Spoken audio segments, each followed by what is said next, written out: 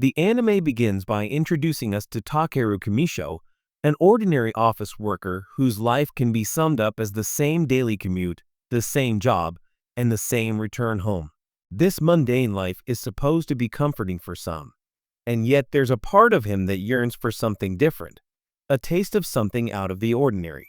One day, after returning to work, Takeru sits on his sofa hoping to find something more interesting on television than what he's currently watching. His own life. However, all he finds is a man drinking you in some kind of white space. But before he knows it, Takeru appears right in front of that man without any explanation. The white-haired man introduces himself as the one in charge of overseeing the solar system. So Takeru assumes he's an alien, but he clarifies that he's actually closer to being a god. But of course, the man simply asks him to consider him as the middle management of the universe, which sounds pretty mundane for Takeru. Putting that aside, the god allows him to see a completely different planet called Madius, saying that no matter how much he modifies it, things never turn out right there. Civilizations keep collapsing regularly, so now he's had to intervene personally. The god Monotet was there to show him an example, explaining that in that world he drops a single bead and sometimes that small ripple can become a wave big enough to change the entire world. Now, Takeru will become the one person who changes everything. After hearing all this, Takeru doesn't seem very enthusiastic, saying he can't just blurt something like that out of the blue. The god clarifies that Takeru is already dead, so if he doesn't go to Medu now, his soul will simply vanish. Taku panics for a moment, exclaiming that he can't just tell him something like that so casually. The god quickly tries to reassure him, saying he won't send him away empty-handed. He'll consider him a gift. Whatever he desires, something he might consider a special ability. Tak isn't quite sure what that means, so the god explains that it would be something like the power to use magic. Suddenly, he starts writing something about extreme magical potential and asks if there's anything else he wants.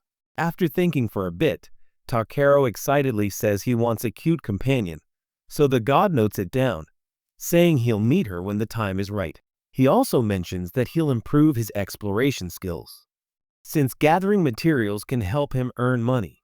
Finally, he will give him a handy bag to store everything he collects, and will also grant him the language of the world and several resistances.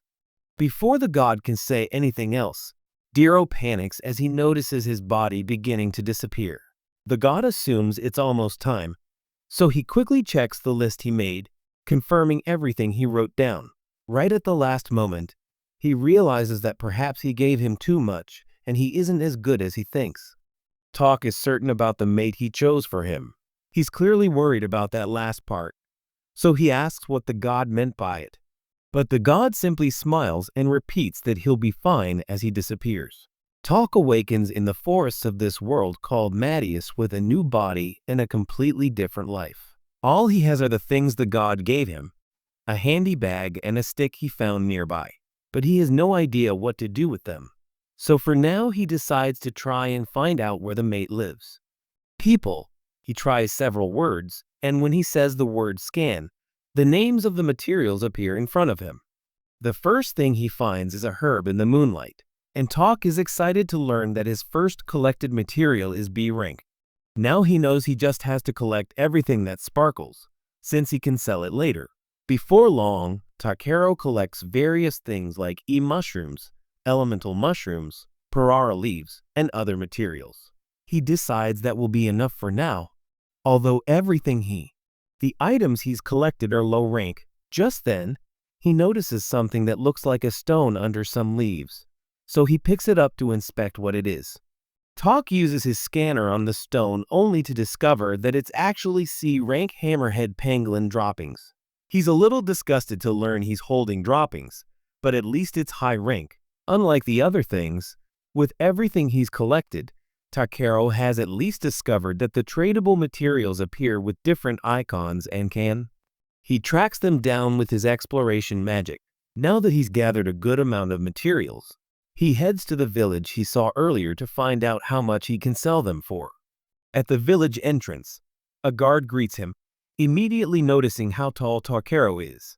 The guard asks if he's a warrior or a swordsman, but Takero clarifies that he's only there to sell some materials. The guard mentions that a material gathering specialist is a rare sight and then introduces himself as Marlik, part of the village guard of Tormi tells him they don't have a shop dedicated exclusively to materials, but there's a general store he can go to, so he should try selling them there. Taku thanks him for the information and enters the village, instantly attracting the attention of many inhabitants because of his height. Once at the general store, he offers the C-rank material he found to the shopkeeper, wanting to know if he would buy something like that. The shopkeeper is very surprised, immediately recognizing the link payment's excrement hammer. He picks them up with his bare hands, saying their shape, strength, and color are exceptional, so he's amazed he was able to find them. The shopkeeper offers 5 silver coins for them, but Takero doesn't know much about prices, so he asks how much a night at an inn costs. The man tells him it's usually 500 yen per night, and for reference, 1 silver coin is worth 1,000 yen. Tak realizes that if a night at an inn costs about 5,000 yen, then the excrement that he found it worth 50,000. Something that's insane. The shopkeeper snaps him out of his thoughts, so Takero quickly accepts the offer, sealing a good deal for both of them. And the happy man rubs the hammerhead pangolin's droppings on his face, creating a disturbing scene for Takero. Putting that aside, he decides to show him the other materials he collected. He asks him why he brought all this to such a remote place. So Takero explains that he was traveling and collecting different materials. With this in mind, the shopkeeper tells him he has a job for him, as he wants him to collect some mithril ore from the eastern mountain. Tak simply asks for a map to that mountain, and since he's already decided, the shopkeeper offers him a map and 360,000 read for the materials he brought back. This makes him a little flustered because he now has 3.6 million yen earned in less than a day. The shopkeeper warns him that there are monsters up there, but he's counting on him to get what he wants. Takero is a little worried by what he said, but he decides to think about it later and quickly looks for an inn to rest for the night. Once he can finally catch his breath, he can't help but think that he really would like a shower or bath right now. Just then, a young girl from the inn staff enters his room to offer him a bowl of hot water, saying it costs 30 krai per use. Takero approaches her curiously and asks what he's supposed to do with it. She explains that he should wash his body and feet, since he probably feels dusty as an adventurer. Zero doesn't seem very convinced by that method, so he asks her about a bath. But the girl clarifies that they don't have anything like that, as that's something exclusive to nobles. That information completely devastates him, causing him to fall to his knees, as he can't imagine a life without baths. The girl tries to calm him down before he cries, saying that she's heard some wizards can cleanse people with magic, but that in Tormi they don't. They don't have anyone like that. Takero snaps out of his story immediately upon hearing that and quickly grabs the hot water and tips the girl so she'll leave. Without wasting any time, he starts thinking of the right word he can use to magically cleanse his body. When he says the word cleanse, the hot water magically surrounds his body, leaving him spotless in a matter of seconds. The girl hears him scream in amazement from the hallway, and Takero is happier than ever to be clean. Despite how convenient that is, magic, as a bathing enthusiast, seems very unsatisfying to him, which frustrates him greatly. The next day he goes out to gather more materials, quickly learning to use his ability. For the first time, his ability shows him a shovel symbol, so he excitedly rushes to see what it is, but nearly has a heart attack upon finding a corpse. Tak assumes the man struggled there and collapsed. Upon closer inspection of the man's belongings, he finds a family amulet made by the man's mother. Inside the amulet, he finds a letter from the man's sister, who apparently thanked him for his help and wished him safe passage. Takero knows he can't just walk away from something like this, so he decides to dig a proper grave for the man and say a prayer for him afterward. Once the day is over, he draws a circle in the ground and uses magic to activate a protective barrier. With that, he lowers his guard and tries to cook something, pouring water into a pot and adding seasonings he got at the inn, along with some wild herbs, which he gathered nearby. Finally, he added some meat to the pot, creating a special meat soup with wild herbs. Talk was delighted to taste his creation, saying that the meat juices and the soup blended perfectly and that it was incredibly delicious. After filling his stomach, Takero continued his journey and arrived at the Forest of White Trees, also known as the Forest of Ancient Dragons, a dangerous area infested with monsters. He used his ability to track materials in the area, but didn't see no reaction from the mineral. Furthermore, there isn't a single living creature in the place, not even monsters for some reason. Talk is horrified at the thought that he smells so bad that no living thing wants to go near him. He sniffs himself to be sure, but decides to leave it at that, knowing it's better if it prevents something from attacking. Seeing the path clear, Takero runs to get out of the forest, but when he least expects it, he falls off a cliff. He panics and desperately tries to. He needs to find a word to fly with magic before hitting the ground. Luckily, he manages it quickly by saying the word fly and lands safely. Right at the foot of the cliff, he detects numerous mineral readings with his ability, so he immediately starts collecting.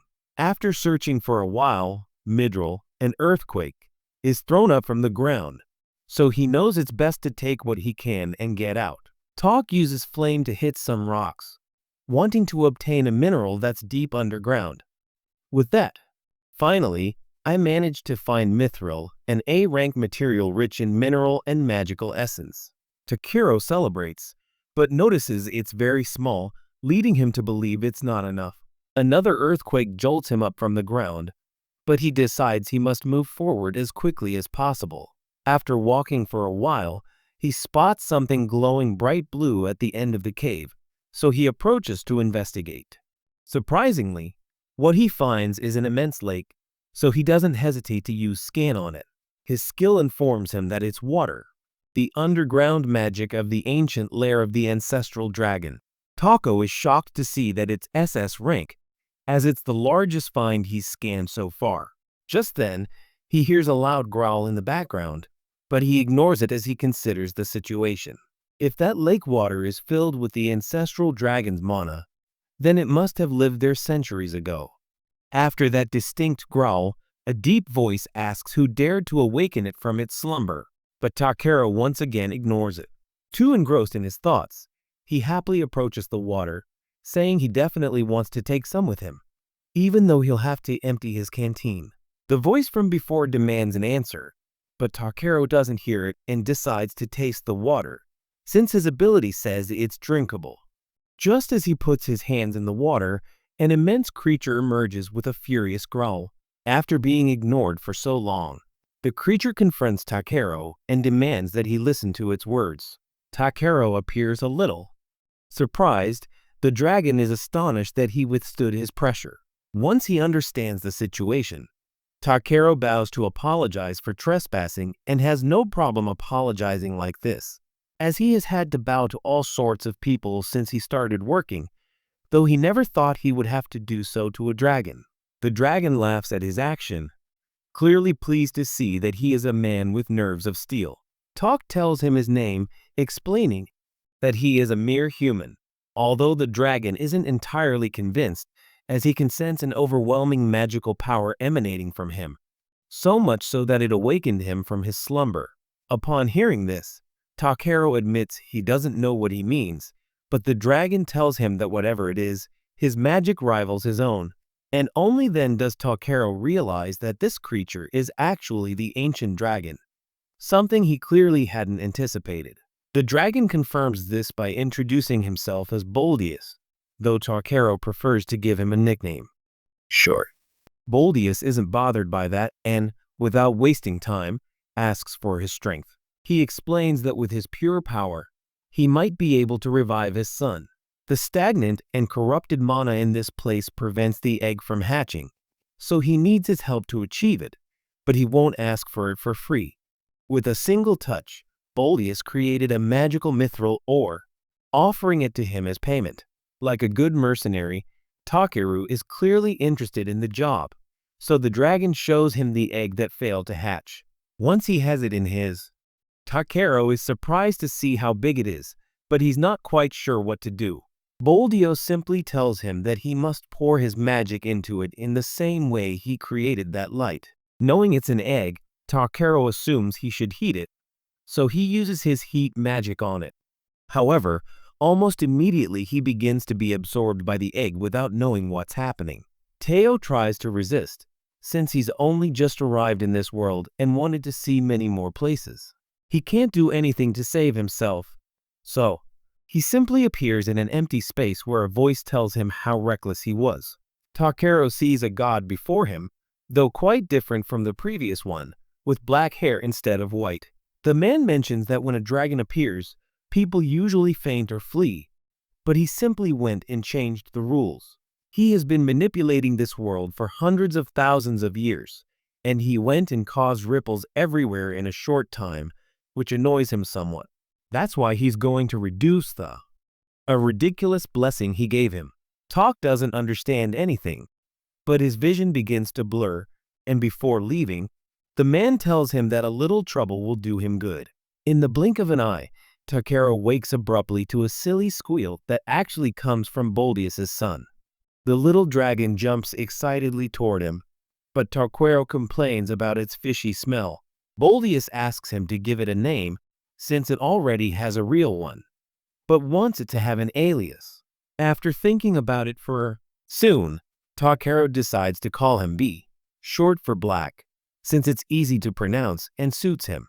Boldius tells his son to explore this vast world as he pleases, so B immediately joins Takero's group. Talk isn't entirely sure about it, but Boldius tells him he can trust the little one, as his power is greater than his own.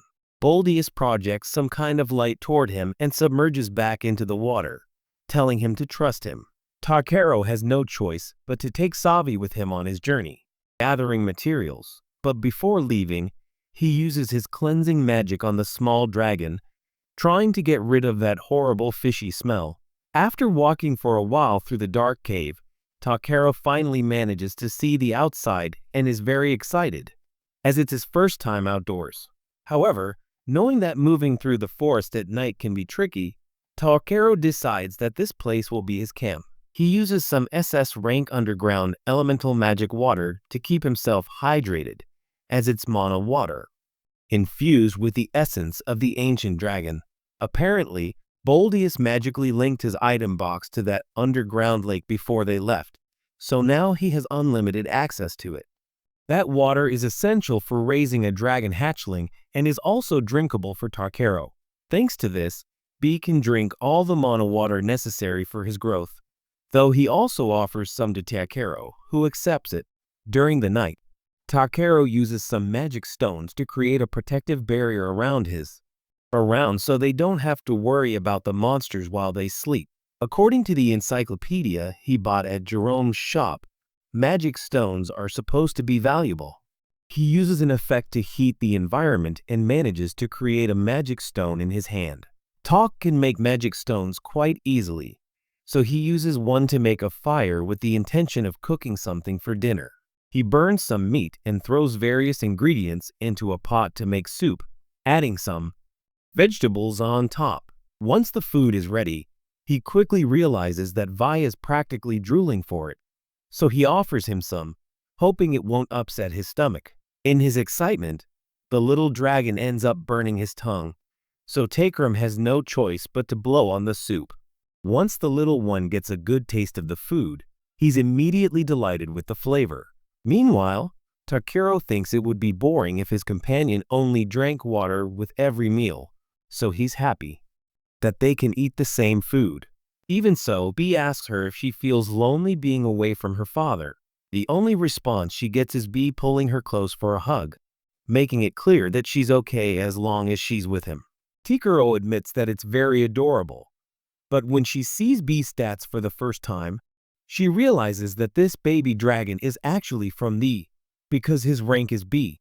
His abilities are spiritual arts with an affinity for fire, water, wind, thunder, light, and darkness.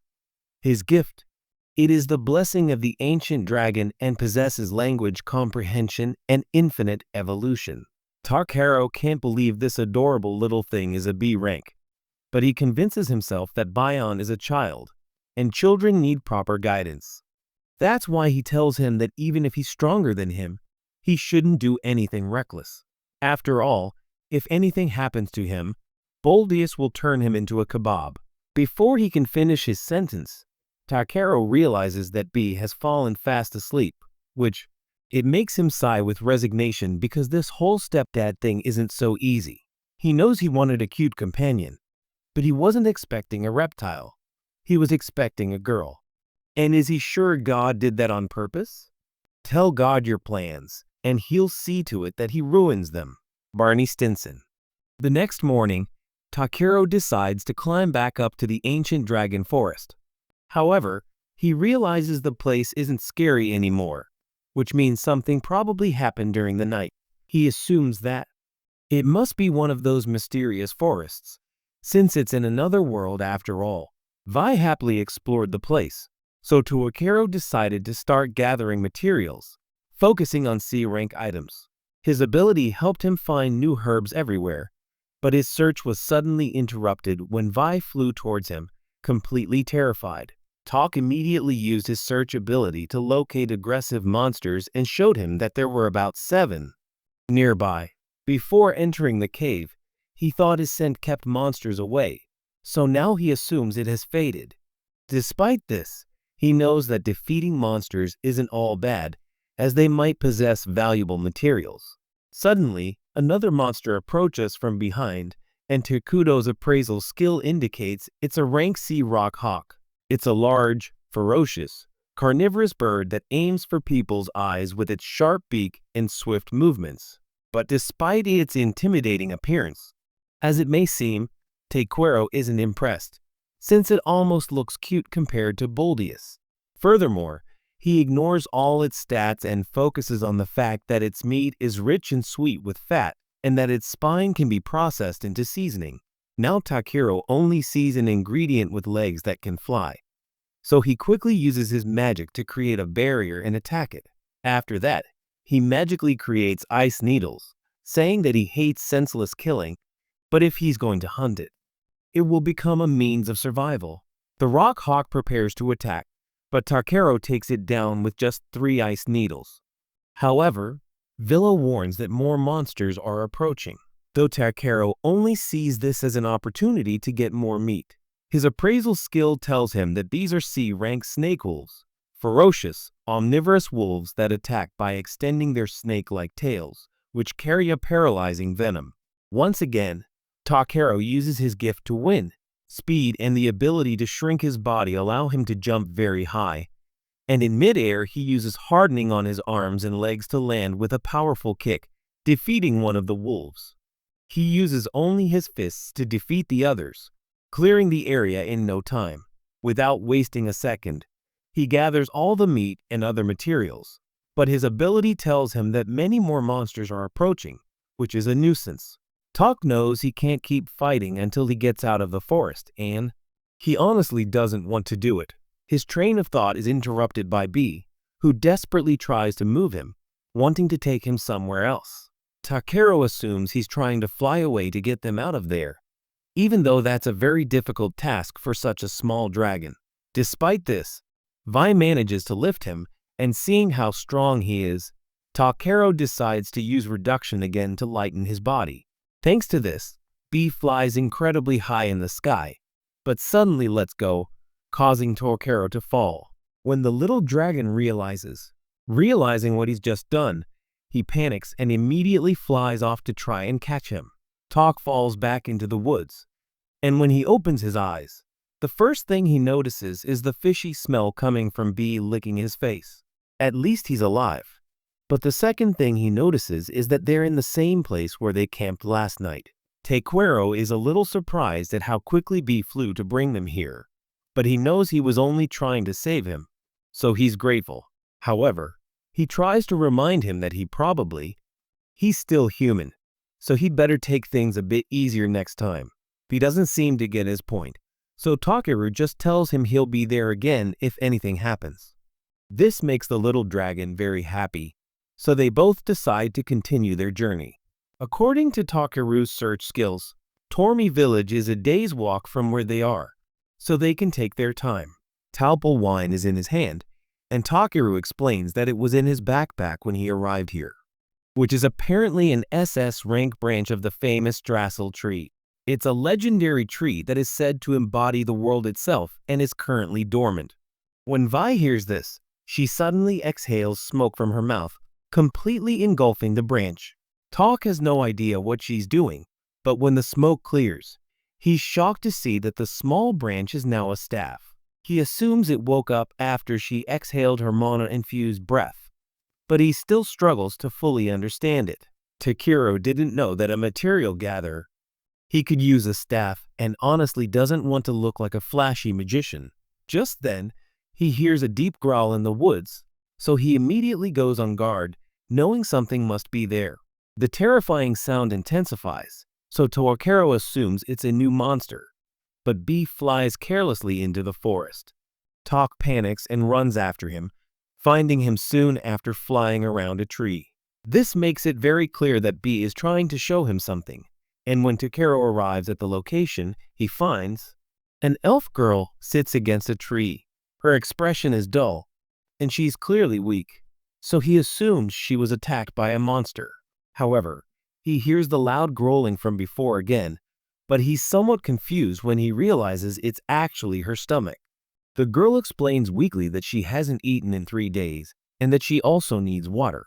Takeru quickly offers her water, and she desperately drinks the entire bottle, feeling better instantly. Her smile fades when Takeru's stomach growls again, and he can't believe the monster roar he heard earlier was actually the stomach of a hungry elf. He rummages in his backpack, remembering the innkeeper gave her a special packed lunch. Without hesitation, the girl takes the food and begins to eat desperately, savoring every bite. Suddenly, she stops eating to exclaim dramatically how good it is, saying she feels like she's ascending to heaven from the sheer flavor. "I love you," she clarifies, adding that when someone is on the verge of starvation, practically everything tastes amazing. The girl is still smiling ecstatically, telling him she feels revived. Putting her aside, she decides to ask him something, mentioning that she's far from the village, but not far enough to run out of food. She explains that she was in a hurry, but Takeru tells her that even if you're in a hurry, it's normal to pack some rations, even if you're not an adventurer. The girl doesn't know how to justify herself, but Takeru gets distracted by how bad she smells and mentions that he thought elves used to smell like a spring breeze with a hint of mint blows through the air, but she smells like manure. This clearly offends him, even though he knows she's right, but he tries to explain that it's unavoidable as she's been camping for several days. With that, she suddenly stands up and says she has to go as she's in a hurry. She thanks him for helping her, but lets him know that calling her manure was quite rude. Takeru and B wave goodbye as she runs off. And although he's somewhat confused by the whole interaction, Takeru decides to continue searching for materials. They take their time gathering as they make their way toward the edge of the forest, and just as they're about to leave, B notices something. Takeru is surprised to see a carriage on the road, but even more impressed that B could spot it from so far away. He praises B for his incredible skill, and as they approach the carriage, his appraisal ability informs him that the horse leading the carriage is actually an E-rank unicorn. Unicorns are native to Eggery. They aren't fast, but they are powerful and resilient, widely used to pull carriages and carts. They also make excellent farm horses. Tak took a moment to process that in this world horses are unicorns, but the man in the carriage asked him what he was doing there. He quickly snapped out of his thoughts to tell him he was on his way to Tormi village. The man mentioned that going on foot must be difficult, and seeing Takeru's staff, he assumed he was a wizard. Tak clarified that he was only gathering and trading materials, and the driver tells him it's rare to see a specialist collector. Tak laughs nervously, knowing he isn't actually a specialist, but he's not going to say so.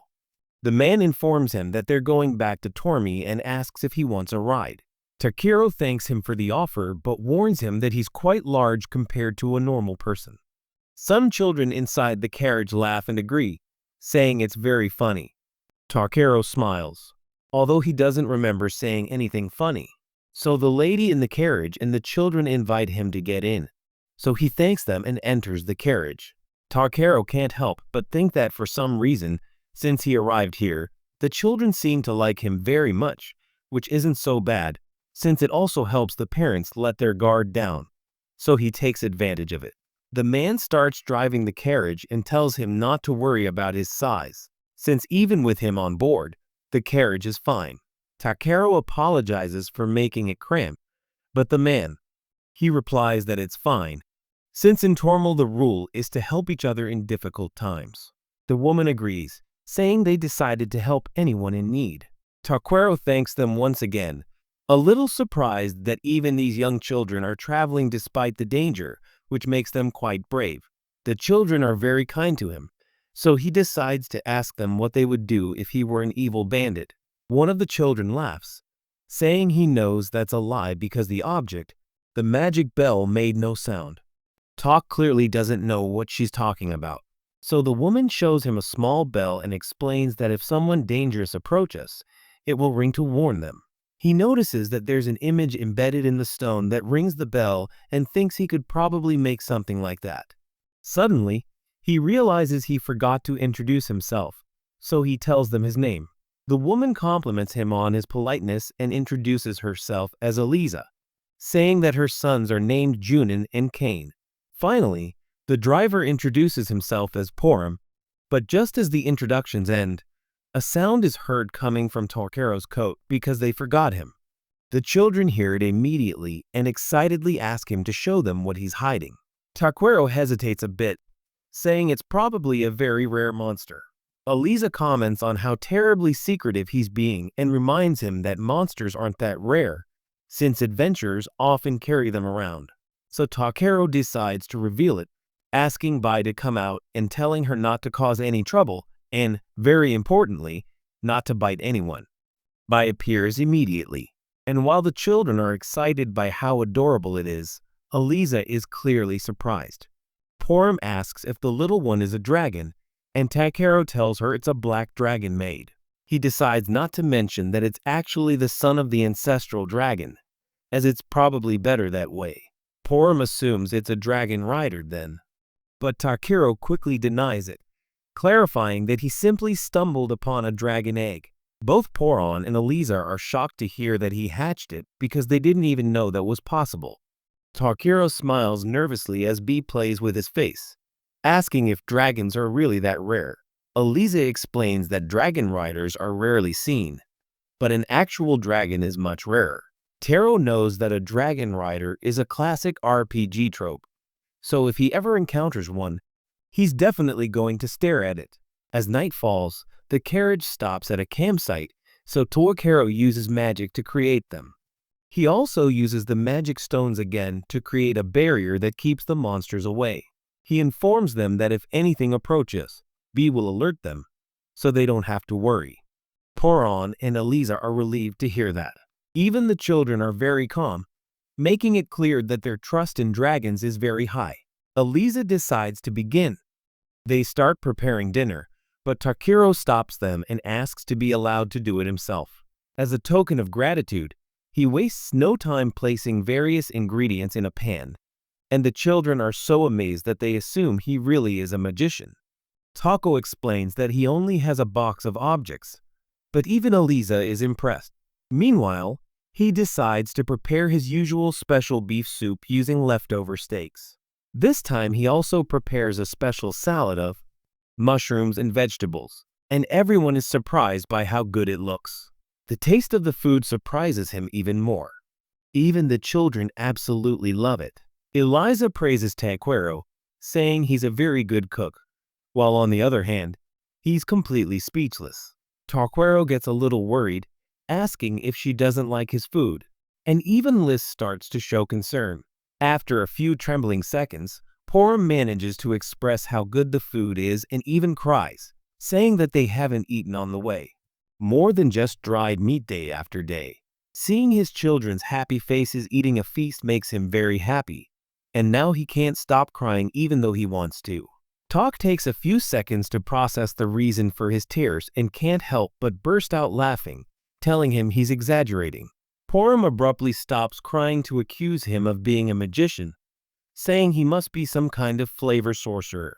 Somewhat puzzled, Tarquero laughs and asks what kind of sorcerer that is since he's never heard of such a thing. The children, they laugh with him, and to close the night, Porum decides to play the guitar while his wife sings. Viva Isla is happily with the children, and they invite Tarquero to join them. Talk never realized that compared to eating alone in silence, nights like this aren't so bad. After all, for the first time since he came into this world, he has truly laughed from the heart. The next morning, while the children are still asleep, Porum gets ready to leave, and Eliza decides to approach them. Tarquero goes to see what he's doing so early. He explains that he's just maintaining his scissors, and Eliza praises him for it, saying that people who take care of their tools always do a good job. Taku starts to think that working on things like this feels quite good sometimes, and although he started it by chance, he believes that collecting materials really suits him. Finally, after breakfast, Porum decides to leave, but this time Tarquero chooses to sit in the seat of the driver takes the reins of the unicorn and asks it to pick up the pace. Surprisingly, the unicorn obeys. Porum is a little surprised that he has already managed to win the unicorn over, but Tarquero explains that he is simply very intelligent, the unicorn annual. A while later, they finally arrive at the village of Tormi. So Porum's family says goodbye to Tarquero, thanking him for everything. Tarquero also thanks them, since thanks to them he didn't have to walk all the way back to the village. After watching them leave, Marlowe remarks that if Porum has returned, it means spring has arrived. Talk asks him what exactly he does for a living, and Marlowe explains that in winter he goes to warmer regions and weaves to earn a living. That's why his return means spring has arrived. He comments that it's difficult because without a home they can barely survive on food and supplies. Then he doesn't understand why Porum cried like a baby over his food and realizes how lucky he is to have skills that allow him to gather materials. His thoughts are interrupted by Marlowe, who reminds him that he should inform Jerome about his work. Talk decides to go as soon as he mentions it, and while B plays with the village children, Jerome inspects the items he brought along with the mithril material he had requested. Talk hands this over, waiting to hear what he will say. However, the silence drags on as Jerome carefully examines a small piece, and all Tarquero can hear are its grunts. Finally, after a while, Jerome speaks, saying that what he brought is insane. His instinct tells him it's not just any rock, but magical mithril ore. Of course, Tarquero already knows this, but Jerome is clearly shocked, so he asks him where he found something like this, since it's legendary material. Tarquero didn't expect it to be so valuable and can't help but raise his voice in surprise. Jerome tells him that this is like a mass of mana, concentrated, so just a few fragments could replace the magic stones used throughout the entire kingdom. Once again, Tarquero is surprised to hear that it's so powerful, so he nervously lies, saying he just stumbled across it. Yama points out that even if he simply found it under his feet, the fact that he picked it up means he's as much lucky as skillful. However, skill isn't enough, since he doesn't even know the basics of common sense in this world, and that's why he should go to Belkane. Belka is a city 1,000 times larger than this village, so there you'll find all sorts of information and an adventurer's guild. You can learn how this world works, and they can also buy all the materials you gather. Jerome admits it will hurt to see his talent leave, but if he manages to make a name for himself and spread the word about Tormi, his shop will eventually prosper as well. Tarquero just smiles nervously because deep down he knows he has no plans to become famous. But he's still interested in that big city Jerome mentioned.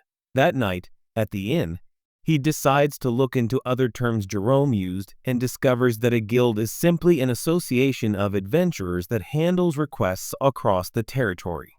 The book he's reading mentions that adventurers are divided into combat, support, and many other roles.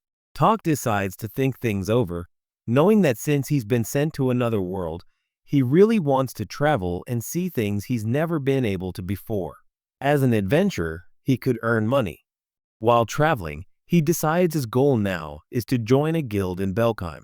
However, there are still things he wants to do in Tormi, so he'll take it easy for now. Vi seems to agree, so over the next few days, Takeru spends quality time with the villagers, learning new things he never imagined and joining them in their celebrations.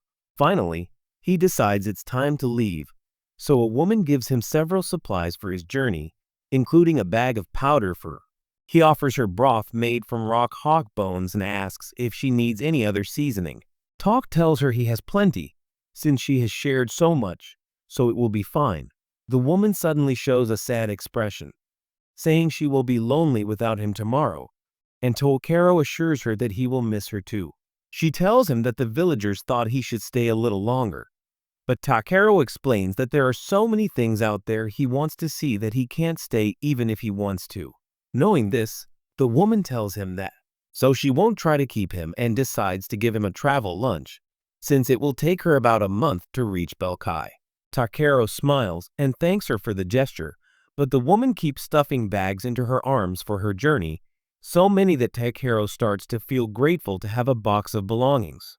He returns to the inn and tries to think of what to do with the magic mithril ore, since Jerome couldn't buy it. But perhaps he could find a use for it. B was also trying to think of something, but quickly gives up and decides to sleep. Takeru doesn't blame him, since he can't think of anything either. Still, he knows he owes this town a great deal, so he tries to come up with something that can help the village. Just then, Takeru briefly remembers something he saw during the village celebration and decides to try something using a lamp and the piece of magical mithril ore. He concentrates on imagining what the object he wants will look like when it's finished, and in a matter of seconds, he manages to create a kind of special lamp. The next day, all the people of the village, they gather to say goodbye, and Purim can't help but cry. Before leaving, Takeru tells Marl that he's creating a magical tool that projects a barrier around the village. That way, anything with malice or harmful intentions won't be able to enter. Marl is a little surprised to hear that it's so powerful, so he asks if he's really sure they can accept something like that. Takeru explains that it's his way of thanking everyone and a wish for their safety until he returns. Marl sincerely thanks him, saying that he will always be welcome back, and Takeru replies that he will definitely return, as the village of Tormi is now his home. Everyone is touched by his words, but suddenly Jerome picks up the lamp to inspect it closely. Just as he notices the precious piece of mithril inside, Takeru runs off before he can protest, telling them to be careful. Everyone says goodbye to him, and Jerome has no choice but to accept the gift, simply asking him to be careful out there. And so, Takeru. He sets off on his journey with B, wondering what kind of place Belkheim will be. After walking for a while, he mentions how peaceful the surroundings are. But just then they suddenly stumble upon a giant crab in the middle of the path. Before doing anything, Takeru immediately uses his appraisal skill to scan it and notices that it's a rank C Mon black crab, a burrowing, omnivorous, and edible type of crab. This last part is the only thing that really matters to Takeru, and he tells Vi that crab meat, it's incredibly delicious, so it's dinner tonight. With that in mind, he instantly uses reduction and harden on his body, preparing to fight. However, before he can do anything, Biss steps forward and uses a sonic attack that defeats the crab without even touching him. Tak is a little surprised that he can do something like that, since he had no idea, but he's actually pleased. Several other Mont Blanc crabs surround them in a matter of seconds, but Takeru's isn't intimidated, saying they're just crabs. That means if they can only move sideways, he can use that to his advantage. Just as he finishes saying that, the Mont Blanc crabs suddenly start moving forward, taking him completely by surprise. But before they can sandwich him, B quickly pulls him up to save him, and the crabs collide with each other. Taco thanks B for saving him, but notices that there is still one black crab left, so he decides to face it himself, saying that he will enjoy eating it. The crab lunges at him, but Takeru uses his ultimate technique and strikes it with his staff. In this way, he easily defeats all the mamba crabs. So that night, Takeron wastes no time and prepares to eat them. First, he uses harden on his hand to protect his body, and with that, he manages to cut off all the legs. Once he finishes, he places a large pot on the fire and throws in all the legs with plenty of salted water, leaving them to cook. After a while, the crab seems ready, so Takeru takes out a leg and breaks the shell too. They begin to eat. Both he and B are delighted with the flavor. So Takeru is now more excited than ever to continue traveling, eager to explore new places and try more amazing food with B. They both enjoy the meal that night, and after a long journey, they finally arrive in the commercial city of Belkai. Taku is completely impressed at first sight, saying that the fortress's morale has beautiful architecture. He uses his appraisal skill, and it informs him that he is in the city. A merchant from Belka, in the kingdom of Alcerio, whose adventurers guild is the largest on the continent. Takwir is attacked and has to wait in line for inspection before entering the city, so he decides to magically disguise his bag of goods to make it look normal. When his turn comes, Takeru tells him to stay put and hidden for a moment, so the little dragon hides inside his coat. The guards inspect the things in his bag and, as everyone comments, seeing a material collector is quite unusual.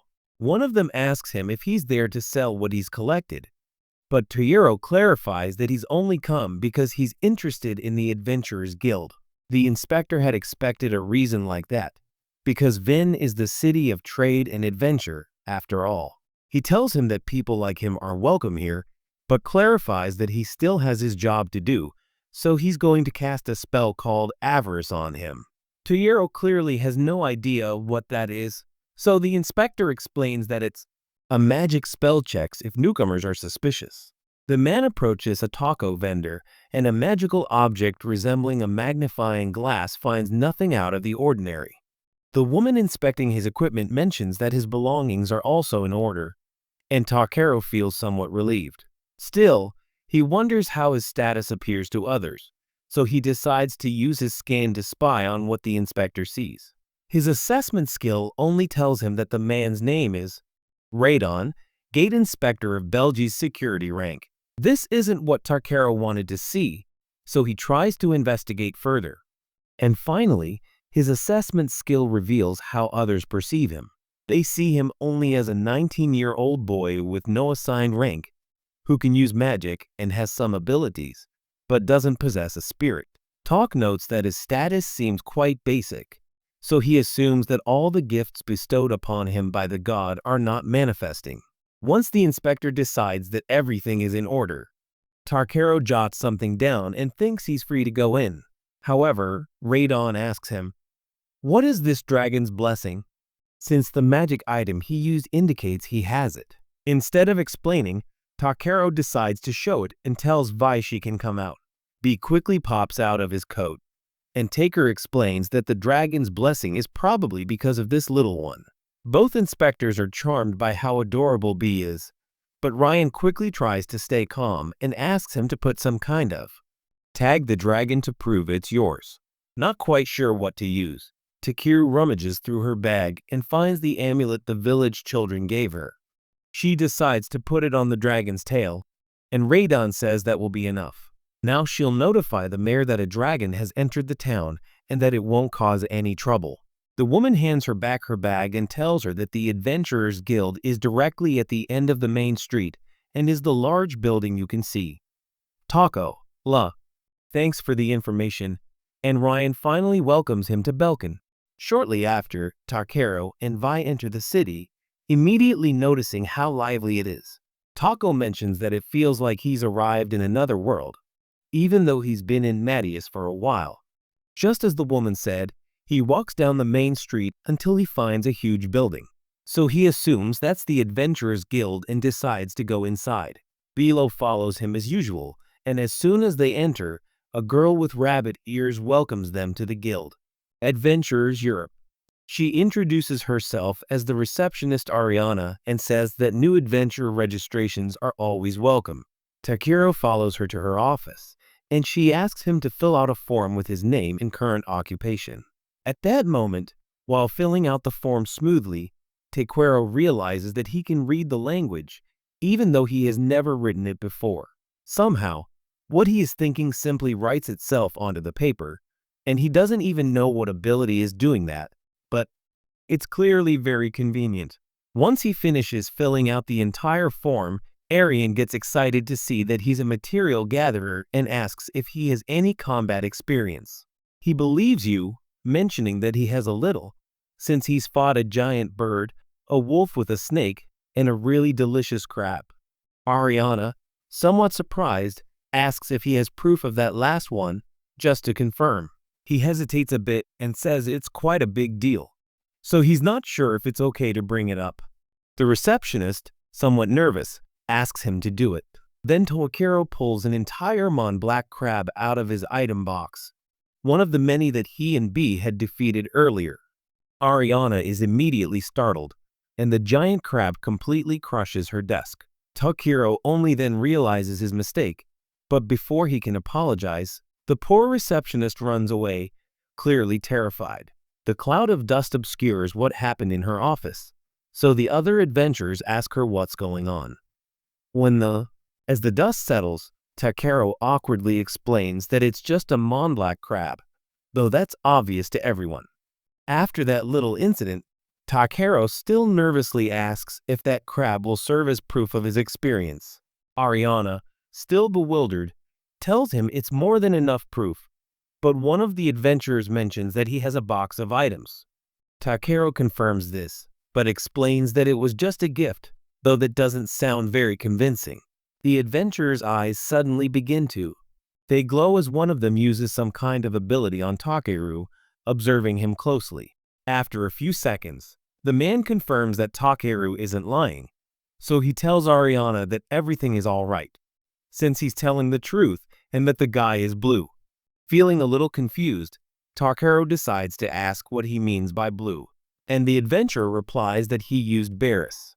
He apologizes for casting it without warning and explains that his version of the ability reads a person's nature. Blue. It means he's clean, with no bad intentions, so he knows he's not a bad person. Talk knows he wasn't lying, so that seems fair to him. Putting that aside, the man suggests moving on to the evaluation and payment, but Ariana tells him that Takiro is still in the middle of the registration process. This leaves the man a little confused, as he thought Takiro had come to sell the crab shell. Seeing this, Takiro decides to correct him, saying that he actually just wants to eat this one. Everyone in the guild was a little perplexed to hear that, asking if he was really going to eat that thing. Takiro could only smile uncomfortably, not understanding what all the fuss was about, since in his opinion, black crab meat was incredibly delicious. The adventurer decided to ignore the topic and continue with the registration, asking if he had a party member. Talk pointed to B and told them that was his party member, which surprised everyone once again. Having a dragon like, his companion's reputation instantly rises, and Takiro quickly begins to attract attention. Noticing this, Ariana decides to finalize his registration and tells him that everyone starts at rank F, the lowest, according to guild rules. She tells him she'll be supporting him, and Takiro thanks her as he accepts the bracelet she gives him, realizing it now matches his outfit. Shortly after, Takiro finds the family of the adventurer who fell dead in the forest to return his belongings and give them the sad news. He tells them he found him in the forest near the village of Tormi, but doubts he suffered. The family weeps upon hearing the news, and the adventurer's mother says he was always reckless, always causing trouble. Her husband thanks Takiro for coming to inform them, but an attack from everyone interrupts him. Just then, Takiro remembers that it was Ryan who identified the adventurer's belongings and told him it was Valoria Fend, a man who accepted. Tak worked to pay for his father's medicine. He only intended to give Valori's belongings to his family, but seeing his father's condition, he decided to do more to help them. Sometime later, he met with an appraiser at the guild and told him he had 8 prara leaves and 6 palawan roots, as well as 20 pencil mushrooms and 20 myrrh mushrooms. The appraiser was pleased to see the items and commented that he had never seen such large mushrooms and that his clients also spoke very much. He's doing well. He's only been in the guild a short time, but they already want to hire him for specific jobs. Talk admits he's honored to hear that, and just then Ariana enters the room to inform him that they've received many job requests for him. Of course, he can't do them all, but he decides to accept at least some. So Ariana thanks him and tells him she'll notify the clients. After a long day, Takero decides to relax at the city baths, feeling grateful to be able to take a bath in this world. Half a month has passed since they arrived in Belheim, and when they first arrived, this bathroom was filthy, so he didn't hesitate to use cleansing magic. Now he can end his days relieving his weariness with a bath, and he couldn't be happier about it. As he relaxes, a lizard man from the guild named Clayston joins him in the bath. Talk is a little surprised to see him, as he doesn't usually come at this hour, but Clay tells him that his old scars are bothering him, so it will rain soon. Aside from that, he mentions the fact that Takero can also cast healing spells, as he heard a rumor that he treated a sick man in the slums. Talk knows he's referring to Valeria's father, because he decided to use healing magic that day to cure his illness. He clarifies that he was only imitating something he had seen before, although it's also true that he didn't charge for it. Clay tells him that he really is a selfless guy, but that he could make a fortune. Upon hearing, that makes Takero a little worried, wondering if the senators who are now getting paid hate him. This only makes Clay laugh out loud, but he drops the subject and asks if he received any notification about a promotion. Tako simply says he's happy with how things are now, so he doesn't want a promotion. Clay confirms once again that he's selfless, but warns him that acting this way will only draw more attention. He clarifies that there are things he does want, like a pair of sharp scissors for collecting materials. Clay comes out of the bathroom saying that's not what he meant, and in any case, all Lahora can say is that he should learn more about the world. Sometime later, Takero returns to the guild after completing a job, and the appraiser from before asks him again to rank up, as they've requested on multiple occasions. After all, a high rank isn't out of his reach given the skills he's demonstrated. Once again, Takero replies that he's not really interested in climbing the ranks, and deep down he knows that if he's not careful, rising in rank could bring him more trouble. Doing what he wants from a low rank is much better, so he doesn't want to change that for now because he wants to live in peace. Just then, an adventurer enters the guild with terrible news. Goblins are attacking. The guild master asks that all adventurers of rank, and above be contacted to gather at the North Station and that they bring all available mages and doctors. Available. He then asks a girl named Muesli which rank adventurers are still in town, and she informs him that Bragg and Moham are absent, but Clayston is available. The guildmaster understands that she means the Honorable Dragon King, so he asks her to contact him immediately. Takero witnesses the whole scene but decides to leave the guild, thinking it's none of his business since he's F rank. Despite this, the guildmaster immediately stops him and tells him that he's coming too. With no other option, Takero attends the strategic meeting where the guild master reports that the front line is on the Stab Plains to the southwest. The goblins will head straight for Belkame, so they can't allow them to cross the bridge over the Southwest River. All the adventurers agree, and Takero can see how passionate they are, so he considers them true combat fanatics. As someone more of a liberal arts type, he knows he can't keep up with them, so he feels something's off. Just then, a couple of adventurers named Diego and Araldo approach him, knowing he's an F-rank guild member. They ask him not to rush ahead and get in the way, though they're sure he's probably too scared to be of any use. While they're laughing at him, the guild master approaches Takeru and mentions that he seems to be the collector Grit keeps talking about. Talk nervously introduces himself, and the guild master tells him that everyone has good things to say about him. It's rare for Greta to look at someone without reservations. Hearing this, Takero simply smiles awkwardly and says he should feel honored, while the guild master stares at him unblinkingly. Seeing that he isn't intimidated, the guild master laughs, pleased to see that he's the first person not intimidated by his presence. He bets that he's much more impressive than he looks, though Diego and Araldo disagree, as they find Takero weak. For his part, Takero secretly wishes that they wouldn't have praised him so much because he doesn't want to attract negative attention. The guild master simply withdraws, saying that he can protect himself despite being an F-rank adventurer, so he only has to fight for what he wants to protect. Diego and Harold leave with the guild leader, so Muesli stays with Takeru and mentions that she can't believe the guild leader is sending F-rank adventurers out there. She apologizes for that, but at the same time shows how excited she is that they're there, wanting to participate in the action. Takeru seems a little confused, so Mesli introduces herself and tells him that she can use some healing magic, so they have to work hard to meet the guild master's expectations in this battle. Despite her enthusiasm, when they head to the base for the mission, Wesley is clearly terrified, clinging to Takeru as if her life depended on it. She tries to deny her fear, though she can't stop crying, and Takeru knows she has. Calming her down will be a problem. He reminds her that they're in the rear where they can't even see the enemy, and yet she's terrified. If she can use her healing magic, then she should focus on healing the wounded because no one said she has to fight. Takeru reassures her, saying it's okay to be afraid, and for once, Messel stops crying and listens. He tells her that combatants hurt each other on the battlefield, so it's natural to be afraid, and she shouldn't be ashamed of feeling it. And they fight back, because they're afraid. They just have to do what they can to survive, and she has the power to make it happen.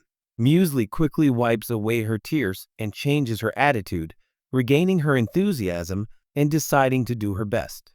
Once back at base, Clay approaches Takeru after hearing his speech. Tak admits that it's not like him, but Clay clarifies that he just thought even he could speak passionately sometimes. Putting that aside, Takeru mentions that he thought he'd be on the front lines, but Clay says that today his old scars are aching and his body won't respond. Tak assumes he's referring to the deep scars on his back that he saw in the baths, so he asks if that's why. That's clearly a sensitive subject for Clay, so he's quiet for a moment, but once he recovers, he asks if Clay doesn't think it's a mark of shame for a warrior. After all, anyone would think he got them running from an enemy. Quero tells him that he got those scars defending someone, and that even though he got out, gravely wounded, he's still alive, which means he can still protect someone else. Lei is somewhat surprised, but admits it's one way to look at it. Just then, they receive a signal from the guild master, who reports that the formation has been outflanked and enemy forces will arrive soon. Clay grabs a weapon without hesitation, saying he'll go to the front because even if his body breaks, he'll protect them. He leaves before Takeru can object, but Takeru knows Clay won't be able to protect anyone if he destroys himself. Despite the situation, Muesli maintains his composure, and Takeru realizes he can't keep avoiding problems. He decides to draw his staff and activates a magical shield, surrounding the area with strong walls to protect the base. Takeru informs Muesli that he'll go check on Clay and immediately sets off, applying heart to his hands and feet to face the goblins that stand in his way. I have my doubts, since even though goblins are monsters, facing humanoid beings is always difficult. Even so, he knows he can't worry about that now, so he asks B to take them down. The little dragon prepares a powerful attack, and all the nearby adventurers immediately take cover. In a matter of seconds, all the goblins are out of commission thanks to B. So Diego and Geraldo thank them for saving him and explain that a high-ranking monster, a goblin sergeant, appeared. The front line collapsed because of him, but thanks to Sistan, they managed to escape. However, at some point, they became separated, so they lost. They have no contact with Clay and can't find him. In another scene, We see Clay fighting the goblins alone in the rain, but the pain from his scars causes him to make a fatal mistake. Just as the goblins are about to finish him off, Bill stops them with a lightning bolt, just like before. Takiro quickly approaches Clay, saying he knows the weather is making his scars hurt. Clay cries out in pain when Takiro pats him on the back, so Takiro tells him to leave, saying they'll plan a counterattack. No sooner does he say that than a loud roar is heard in the distance, and Clay tells him he can't retreat. Now Takiro clarifies that he and B can fight, but Clay warns that even if they run, the goblins will catch them. The goblin sergeant suddenly appears with a violent attack, and smaller goblins surround them. After dodging the attack, Clay tells them they must escape while he buys time. Seeing his determination, Takiro asks him if those scars on his Clay's back is important to him, wanting to know if it's a reminder of something or perhaps someone important. While fighting goblins, Lei tells him it's just proof of his foolishness, so he detests it completely. Talk confirms that he won't mind if he erases it. So, right after B creates a barrier, he takes some of Boldius's water from his pouch and throws it onto Clay's back. Then he casts a spell called Ridifolias and heals his entire body. Clay falls to his knees as his scars. They vanish quickly and his body transforms out of nowhere.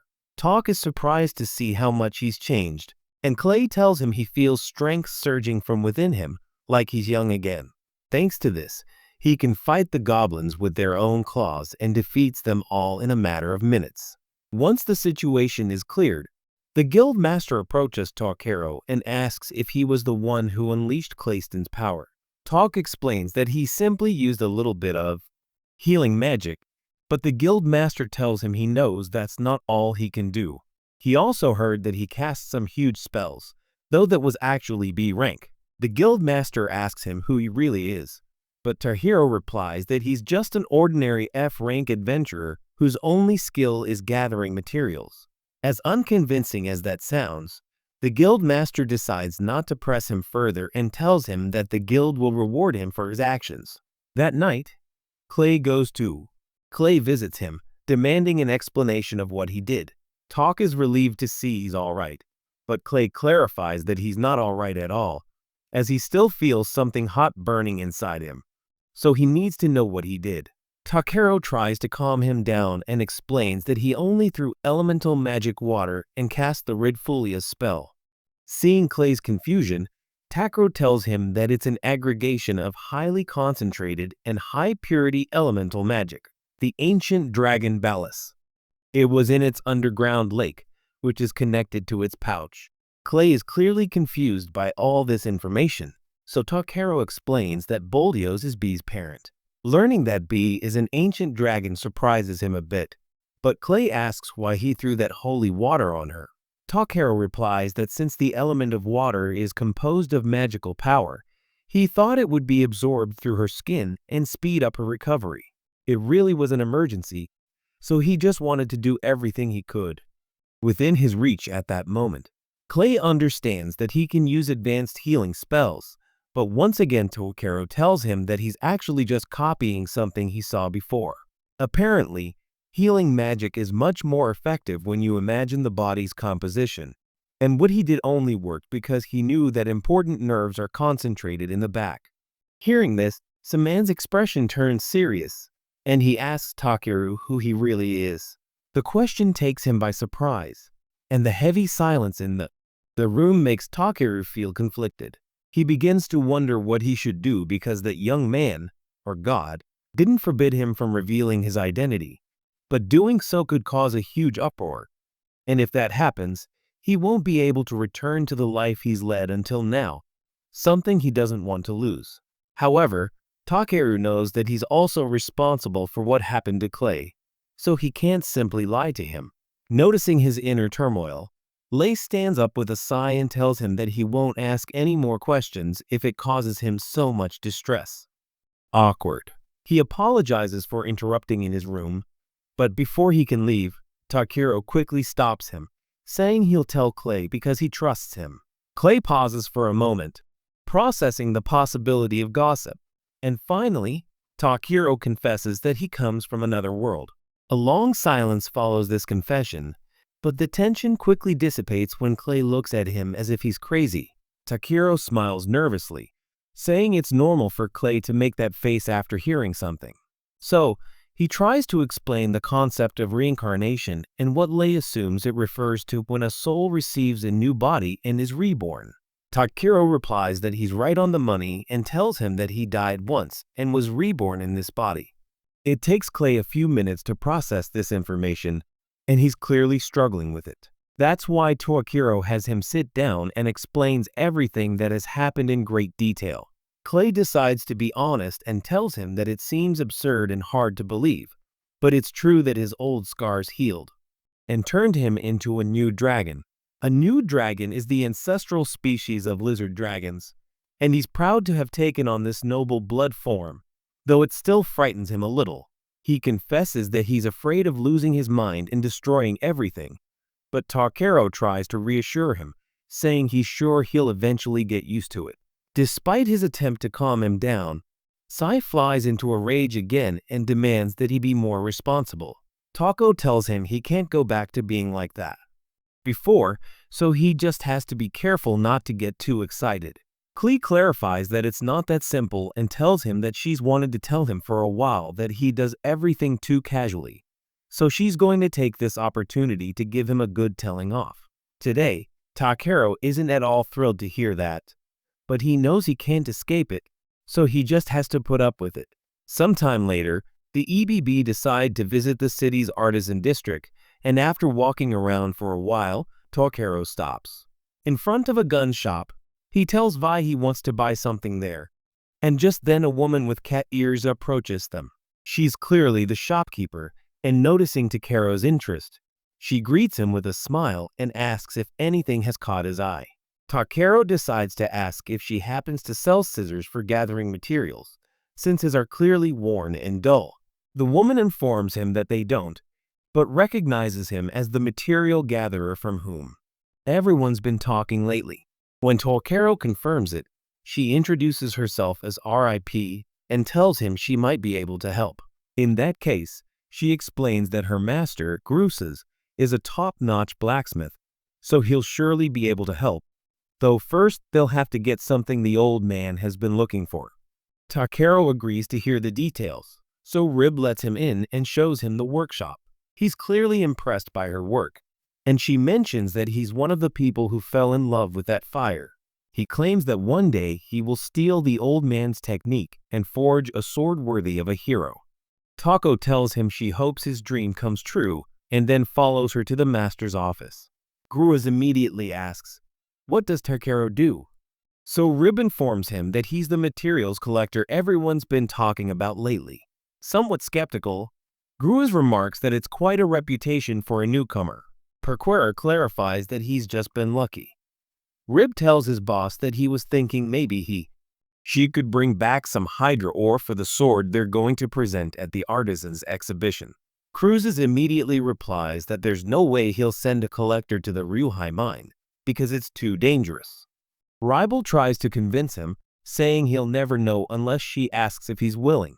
Gruas suddenly raises her voice to silence her, saying the answer is still no. She stubbornly continues to insist, reminding him that there's a deadline he needs to keep in mind. Riff tugs at his beard and he challenges him to forge the sword with second-rate materials if he insists. Let's see if he can still call himself a master after that.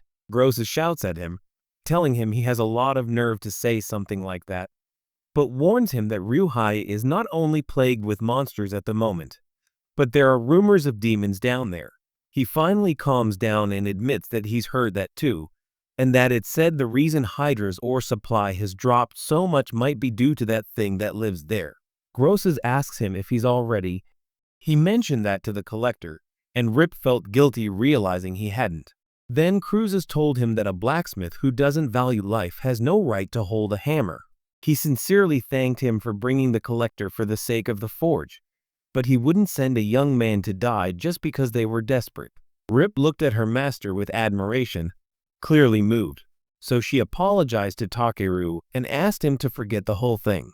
However, Takeru simply offered them some cookies and understood that The only suitable ore for his sword is found in the perilous Ryuhai mine.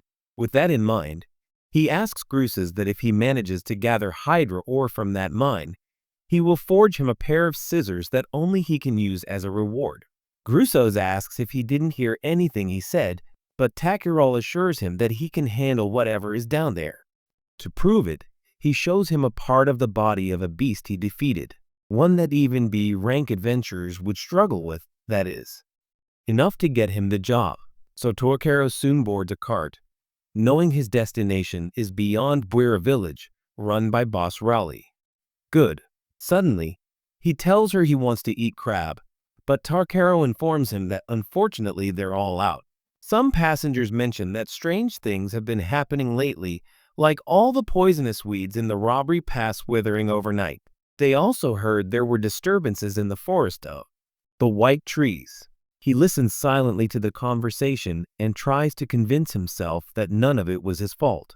After a while, he arrives at a village where there is a horse trader and thinks it would be nice to be able to travel on horseback someday. Just as he is about to leave, he hears a woman arguing with the seller and realizes that it is the elf they met before. She tells the man that she asked for a pure white steed that could gallop through the skies, but he's showing a giant white body, not a horse. The man reminds her that he is a horse trader and that around here they call any creature that can carry a load a horse, be it a giant eagle or a giant raven.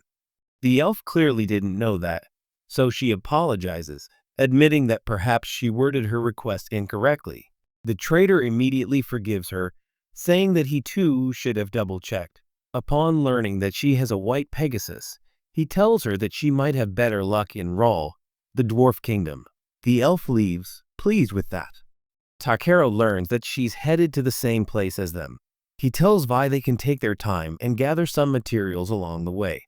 The first thing he collects is a no-rat mushroom, a poisonous-looking mushroom with white spots on a green cap.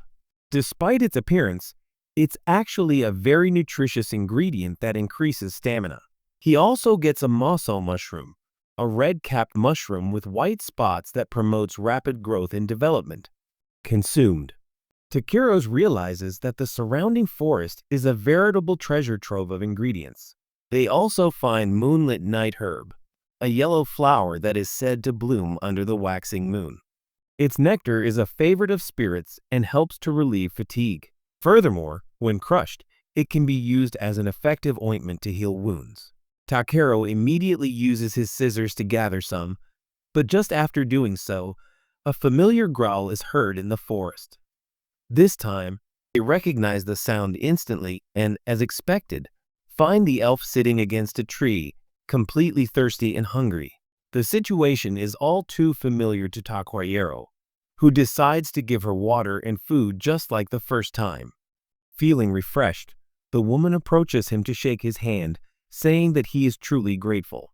Takuro smiles, but the scent emanating from her makes him recoil, and without thinking, he uses his cleansing magic. The elf's entire body is cleansed. Within seconds, Takuro simply remarks that he couldn't bear to watch the image of the pure and elegant elves crumble every second. The woman smiles and finally introduces herself as Bellereida Brolite, although she admits that elven names are difficult for humans. She tells him that he has done her a great favor both now and before, but Takuro quickly downplays it and tells her to take care. B stops him before he can leave and clarifies that elves don't repay kindness with indifference. She replies that she doesn't. She helped expecting nothing in return, but she asks him to at least let her help him with his work. Vi seems to approve of the idea and is happy to have her around, so Takuro decides to accept her as a companion until they reach the next town.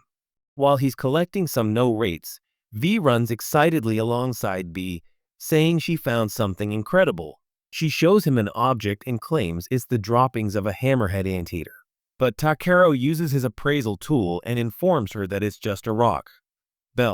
She doesn't give up and soon returns with something different, but Takuro tells her that what she's carrying now is indeed excrement.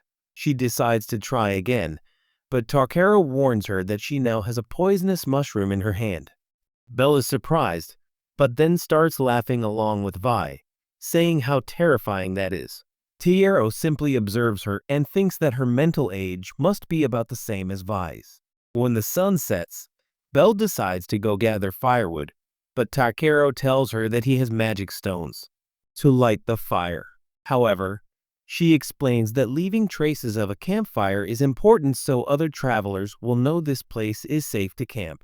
With that in mind, he goes to gather firewood and returns after a while. Taro is a little surprised to see that he hasn't brought back firewood but a log. Belle simply asks for patience and then throws the log into the air, jumps quickly, and with 2 daggers cuts the log into pieces. Talk stares at him in amazement, wondering if elves really are. Even so, he acknowledges that the swords he used are impressive and uses appraisal to examine the details. He's surprised to discover that they are actually A-rank weapons, as this is the first time he's ever seen one. Belle's weapon is called Sylphiambilla, a treasure of the High Elves. They are daggers imbued with the power of wind spirits that increase speed and sharpness, and their effectiveness varies depending on the wielder's latent magical power. Even among the High Elves, only those of a certain lineage possess them. Those of chosen blood can wield them. Putting that aside, Takero uses the firewood to cook his favorite soup, and Belle is eager to try it. After just a sip, Belle is amazed. Both Belle and Bee thoroughly enjoy the soup. Although Takero is sure they're exaggerating, he's glad they like it nonetheless. While they eat, Belle asks if he's also going to boss Raul, and he replies that he has a job. He needs to gather something called hydro ore from the Rai High mine. Takero asks him why he heads there, and Bee adopts a serious expression as she explains that she's searching for the white Pegasus of the skies, the one her sister Ryodikara has always dreamed of. Dero genuinely tries to take her seriously, but seeing the crumbs on her face ruins the moment. Belle wipes her face with her sleeve and changes the subject, saying she ended up feasting on his food again, so her debt to him keeps growing. Talk suggests hiring her as his bodyguard, since he could use someone to teach him things like the campfire trick from before. Belle is surprised that's all he asks of her, though Takero is sure that's already asking quite a lot. After finishing her meal, Bella, whatever fate brought them together here, takes it as a good omen. So she accepts his offer, saying he'll accompany her on this journey as her bodyguard. Zaquero is a little surprised at how trustworthy he seems, but that night, his snoring keeps him awake. The next morning, he notices dark circles under his eyes. They're obvious, but he keeps walking, and Bee informs him that the Dwarf Kingdom and the Ryuhai mountain range are on the other side of the river. Without thinking, he remarks that it looks a lot like the Yotaka mountain range in his homeland. Bee has no idea what he's talking about, but he drops the subject and decides to look for food. First, they go to a restaurant and order 3 portions of Nana's specialty, yup wrapped in meat. Takero takes the first bite enthusiastically and is delighted with the flavor, while Belle comments that it's just like he told his friend. He assumes he's referring to another elf, but clarifies that his friend is a lizard man with the honorary title of Dragon King, a holy knight of the Dragon of the Stolfa's empire. His friend mentioned he was heading to Belgini, so he may have already crossed paths with him. Just then, Clayston appears out of nowhere and tells him it was much more than that. Belle cheerfully greets his friend, saying it's been ages, but Clay chides Takero for leaving without telling him. "I want you to be a little nervous," he says. He explains that he technically reported it to the guild. Clay accuses him of being too lazy as usual and asks exactly where he's headed. Takero tells him he's going to the Ryohai mine to collect Hildra materials, but Clay is shocked to hear that. After all, mining contracts like that can't even be accepted by someone of his rank. Takero explains that they seem to be in a difficult situation and he couldn't ignore it. He warns that the Ryohai mine it's extremely dangerous, so the reward had better be good or he'll regret it. Takero informs him that they did receive a reward because Grusa's promised to forge him the ultimate pair of scissors. If he manages to curry favor with a top-notch blacksmith, he might even get a good cooking pot or an omelet pan later on. Lei is somewhat surprised at first, but then sighs and says he can't tell if he's kind-hearted or just hopelessly naive. Takero claims that scissors are more important than a sword to a collector, so he genuinely believes it's a great reward. Feeling he has no other choice, Clay decides to accompany him. After all, he was already planning to visit BZ Rawl to repair his spear. Takero is a little hesitant at first, but he's excited to learn that Clayston will also be Takero's bodyguard. She informs him that she's traveling with Takero as his bodyguard on the way to BZ Rawl. Lei admits the title sounds. Okay, so he agrees to be Takeru's second bodyguard. Now, with a grumpy old samurai and a clueless elf by his side, Takeru can't help but feel uneasy, though he doesn't know why. The next day, they finally arrive in Boss Rao, but find a huge crowd waiting at the entrance. Laquero remarks that all the entrances to the cities they visited are just as packed, which is already a serious problem. Despite this, Clay decides to talk to one of the guards, and they're let through immediately without any trouble. What to expect? Taro asks if that's alright, since he seems to be getting VIP treatment, but Clay clarifies that he was simply greeting an acquaintance. The guard leads them inside and explains that BZ Rawl began as a mining settlement built within the large caverns left after iron extraction. He welcomes them to the Dwarven Kingdom, and Takero is shocked to find a pool and an entire underground city. The guard informs Clayston that the king has requested his presence, and Takero is even more surprised to learn that his friend knows the monarch. Clay tells him that he could call it an old and complicated relationship, but the guard assures him that it's not complicated at all. After all, he's the hero who saved him from the Thunder King Sangam himself. Clayston says it wasn't as grand as it sounds and explains that back then, dwarves were a skilled blacksmithing people, but incapable of wielding weapons and were forced to pay tribute to a rogue demon lord. The moment that demon happened to see him pass by, he looked once and ran away terrified. And that was it. Takero still thinks that's impressive, and the guard tells him that to commemorate that day they built a statue in Sonora. Everyone is impressed when they see the statue, but Clayston is completely embarrassed by the sight. Tak tries to reassure him by saying that it doesn't even look like him, but Clay replies that that's precisely the problem because his name is written on it, which means people will think that's how it really looks. That's why, as soon as he sees Sarwat as the king, he complains about how ugly the statue is. Takero then decides to speak with the king and gives him a letter of presents from Gross's Venderses, representative of the Blacksmiths Guild of the Belsum Commercial District. In the letter, Gross's requests permission for Takero to enter the Ryuhai mine and obtain some materials. Squadron seems to know Gross's very well and explains that several months ago the mine became a devil's nest after the Great. An earthquake shook the region. Takero assures him that he still wants to go, and Cleon informs him that Takero is under his protection and that Bell is also a formidable warrior, so there's nothing to worry about. Knowing this, the king decides to entrust them with the mission of discovering the truth behind the demonic disturbances within the Rihai mine. Cleon accepts without hesitation, but Takero has no idea what truth they're referring to. He reminds them that he only needs to collect some Hildra ore, but he accepts the mission without even listening to him. Shortly after, they meet Zambu, the head receptionist of the city's Adventurers Guild. He informs them that he will be in charge of guiding them through the tunnels and then opening a door for them to pass. Tak uses a simple light spell and checks the map Sambo gave them so they don't get lost. He uses his ability to recognize the different types of matter in the mine, but notices that the mineral reaction around him feels weak. Sambo is surprised that he can notice. Just by observing, Takero decides to venture a little deeper. However, Vi suddenly warns them of something, and Clayston orders them to back up against the wall, as something is approaching. Clay and Bell prepare for combat, but Takero supports them, using his support magic to take down the enemies. Bell finishes off the monsters with his daggers, so they continue advancing into the depths where the magical concentration is more intense.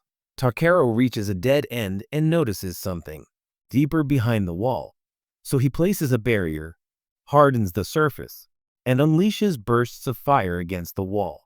Sambo is surprised to see veins of dildrite everywhere, as it's a super rare mineral. Talk scans it and confirms it's an A-rank material, while Liston comments that it's practically equivalent to a magic stone. B suddenly alerts them to another danger, and Sambo says that a demon is approaching. Takeru's expression immediately turns serious, and they ask Belle and Clay to let them handle this because they really need to. At that moment, a giant crab appears before them, but Takeru and B can only see their path through it.